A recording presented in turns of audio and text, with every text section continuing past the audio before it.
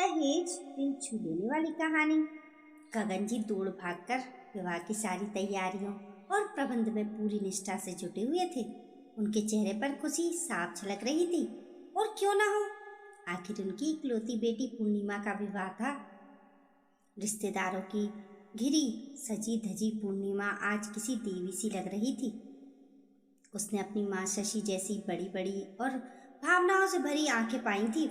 पत्नी की याद आते ही गगन जी की पलकें नम हो गई।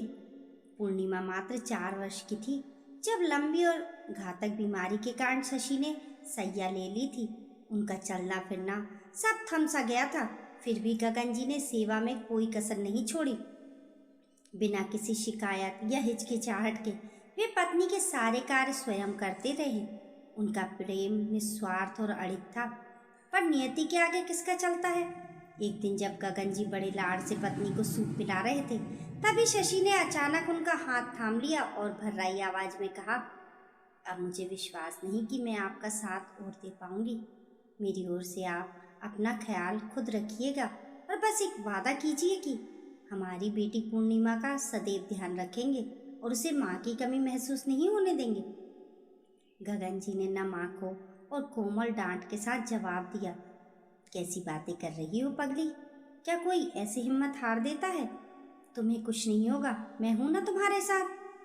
पर मैं तुम्हें वचन देता हूं कि हम दोनों जितना प्यार पूर्णिमा से करते हैं वे हमेशा उसे मिलता रहेगा। वे हमारी प्यारी गुड़िया है, हमारी सारी उम्मीदों की मूरत है। तुम चिंता मत करो, चलो जल्दी से मुंह खोलो और सूप पी लो। लेकिन शायद बस यही सुनने के लिए शशि के प्राण टिके थे। सूप का चम्मच गगन जी के हाथ में ही थम गया और शशि का सिर एक तरफ लुढ़क गया। गगन जी की दुनिया मानो लुट गई हो। युवावस्था में जीवन संगनी का साथ छूट जाना उन्हें अंदर से तोड़ गया, मगर संसार की रीत तो निभानी ही थी। वे स्वचलित से सारे अंतिम संस्कार निपटाते रहे और नन्ही पूर्णिमा को हृदय से लगाए, जैसे उन्होंने पिता और माँ दोनों का दायित्व संभाल लिया हो। समय बीतता गया और रिश्तेदारों ने काफी जोर डाला कि वे पुनर्विवाह कर ले, पर वे टस से मस नहीं हुए। वे कतई नहीं चाहते थे कि पूर्णिमा के लालन पालन में जरा सी भी कमी आए और किसी अनजान स्त्री पर भरोसा करना उन्हें कठिन लगता था। इसलिए उन्होंने तय किया था कि पूर्णिमा की देखभाल वे स्वयं करेंगे। उन्होंने साफ मना कर दिया। धीरे धीरे लोगों ने भी टोकना छोड़ दिया। गगन जी और पूर्णिमा की एक निजी दुनिया बस गई थी। दोनों एक दूसरे में ही सिमट गए। पढ़ लिख कर पूर्णिमा आज एक सक्षम और योग्य महिला बन चुकी थी और एक बेहद प्रतिष्ठित पद पर कार्यरत थी।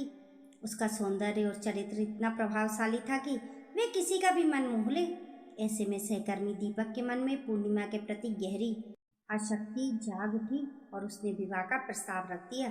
दीपक के परिपक्व व्यक्तित्व और सरल स्वभाव से पूर्णिमा भी काफी प्रभावित थी, किंतु वे अपने पिता की मंजूरी के बिना कोई कदम नहीं उठाना चाहती थी। उनकी सहमति उसके लिए सर्वोच्च थी। इन्हीं संस्कारों के कारण दीपक के मन में पूर्णिमा के प्रति प्रेम के साथ साथ आदर भी गहरा गया था और देर न करते हुए वह अपने माता पिता के साथ पूर्णिमा के घर गगन जी से उसका हाथ मांगने पहुंच गया। गगन जी को दीपक और उसका परिवार बहुत भाया। अत्यंत संस्कारी और आदर्शवादी लगे थे वे सब। दीपक के माता पिता ने तो स्पष्ट कह दिया कि पूर्णिमा को वह केवल 2 जोड़ी वस्त्रों में अपने घर ले जाएंगे, इसके अलावा उन्हें कुछ नहीं चाहिए। गगन जी तो पहले से ही पूर्णिमा के लिए ऐसा उत्तम घर पाकर गदगद थे। उनकी अनुमति मिलते ही विवाह की तैयारी शुरू हो गई। आज उनकी लाडली पराई हो रही थी। गगन जी आंखों में अगाध प्रेम समेटे पूर्णिमा को दूर से निहार रहे थे, जो सहेलियों के साथ किसी बात पर ठहाके लगा रही थी। इतनी खुशी के बावजूद उनकी आंखें नम थी, क्योंकि सोचते ही कि कल पूर्णिमा ससुराल चली जाएगी, वे अकेले टूट जाएंगे। फिर भी उन्होंने मन को संभाला और वापस तैयारियों में जुट गए। बारात आ चुकी थी। आज दूल्हा दीपक बेहद आकर्षक लग रहा था। उसका शांत और सुंदर व्यक्तित्व आज और भी निखर आया था। मंगलचार के साथ बारात का स्वागत हुआ। हर तरफ उत्सव का माहौल था। विवाह की रस्में शुरू हो गई। सब कुछ बहुत ही शांति और सहजता से चल रहा था। जब पंडित जी ने दूल्हा दुल्हन को फेरे के लिए खड़े होने को कहा, मगर दीपक नहीं उठा। गगन जी ने स्नेह से दीपक से कहा, बेटा, पंडित जी फेरों के लिए बुला रहे हैं। मगर दीपक ने एक बार उनकी ओर देखा और नजरें फेर ली। अब गगन जी थोड़े व्याकुल हो गए। उन्होंने विनम्र स्वर में कहा, बेटा क्या बात है, पंडित जी कह रहे हैं कि फेरों के लिए खड़े हो जाओ। जब दीपक ने थोड़े कठोर स्वर में कहा, ऐसा तो नहीं कि हमने कुछ मांगा नहीं तो आप भी कुछ देना नहीं चाहेंगे? थोड़ी समझदारी तो आपको भी दिखानी चाहिए। गगन जी के माथे पर पसीना उभर आया। फिर भी उन्होंने खुद को काबू करते हुए प्रेम से कहा, बेटा कैसी बातें कर रहे हो, हंसी मजाक में मुहूर्त निकल आ जा रहा है। दीपक ने फिर अकड़ते हुए कहा, आपने कैसे मान लिया कि मैं मजाक कर रहा हूँ? अगर समझ नहीं आ रहा तो साफ सुन लीजिए कि मुझे दहेज चाहिए और ये मेरा अंतिम निर्णय है। बिना दहेज के मैं ये विवाह नहीं करूँगा। ये सुनते ही पास बैठी पूर्णिमा गुस्से से आग बबूला हो उठी।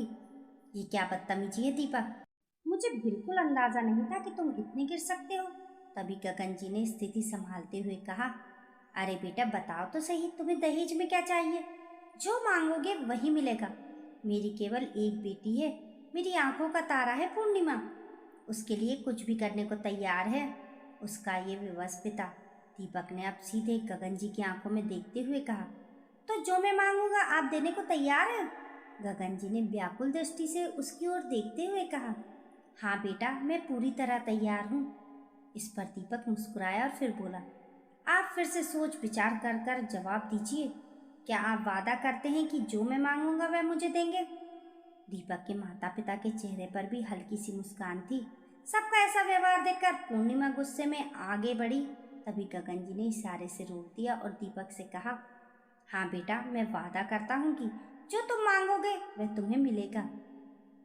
अचानक दीपक गगन जी के चरणों में झुक गया और कोमल आवाज में बोला, दहेज में मुझे केवल आप चाहिए पापा।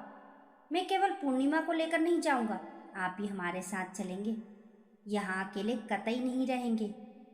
राहत, हैरानी, प्रेम, खुशी और संकोच, ये सारे भाव एक साथ गगन जी के चेहरे पर उभरे ने छिपने लगे। गगन जी ने हड़बड़ाते हुए कहा, ये कैसी बातें कर रहे हो बेटा, भला कहीं पिता बेटी के घर रहने लगे हैं? क्यों नहीं हो सकता पापा? जब पूर्णिमा मेरे माता पिता की बेटी बन सकती है तो मैं आपका बेटा क्यों नहीं बन सकता? और याद रखिए आपने वादा किया है, इसलिए अब आपको मेरे साथ चलना ही होगा पापा। लेकिन बेटा समाज क्या कहेगा? गगन जी हिचकिचाते हुए बोले। इस पर दीपक ने कहा, पापा आपके लिए मैं ज्यादा अहम हूँ या समाज के लोग? इसके बाद बोलने के लिए गगन जी के पास कुछ न बचा था। पास खड़ी पूर्णिमा की आंखों से खुशी के आंसू लगातार बहने लगे।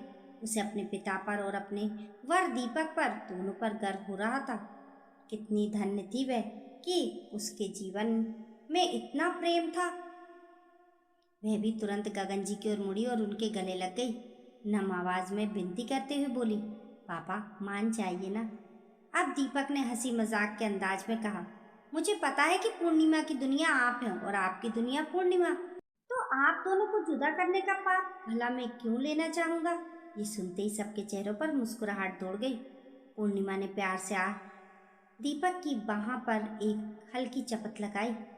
गगन जी मौन थे। आज उन्हें लग रहा था जैसे वे धरती के सबसे भाग्यशाली इंसान हैं जिनकी गोद में ईश्वर ने इतनी खुशियाँ एक साथ सजा दी थी। उन्होंने सिर हिलाते हुए दोनों को अपने बक्से से लगा लिया। अब पूर्णिमा और दीपक के फेरे शुरू हो चुके थे। सुख दुख, हंसी, आंसू और कर्तव्यों को बांटने के संकल्प के साथ दो आत्माएं एक हो रही थी। पुरानी रूढ़ियों और कुरीतियों को पीछे छोड़ते हुए एक नया अध्याय लिखा जाने वाला था। आपकी इस कहानी के बारे में क्या राय है?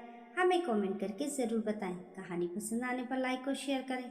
ऐसी ही अच्छी अच्छी कहानियों के लिए चैनल को सब्सक्राइब करना ना भूलें। मिलते हैं फिर एक नई कहानी के साथ, तब तक के लिए नमस्कार।